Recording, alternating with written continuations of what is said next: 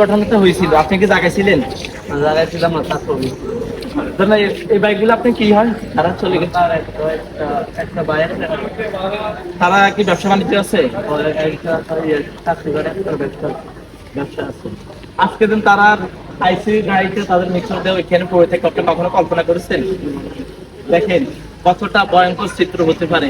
দুই ভাই কত শৌখিনতা ছিল, কত হাই স্ট্যান্ডার্ডে চলতো, তাদের চলাফেরা ছিল রাজকীয়। আজকে কিন্তু তারা আইসিইউর গায়ের ভিতরে পড়ে আছে। কিছুক্ষণ পরে অন্ধকার কবরে ওই খাটিয়াত করে নিয়ে যাবে। তাহলে দেখেন আমাদের মৃত্যুটা কতটা নিকটে। আমরা কি বলতে পারবো আমাদের মৃত্যুটা কখন আসে? দেখেন আমি এখন এখানে কথা বলতেছি এই জবান দিয়ে, আল্লাহ তাআলা আমার জবানটা এখনই স্তব্ধ করে দিতে পারে, আমি এই দুনিয়ার জমিন থেকে চলে যেতে পারি। এই জন্য বলি ভাই, দুনিয়াটা মজার জায়গা না।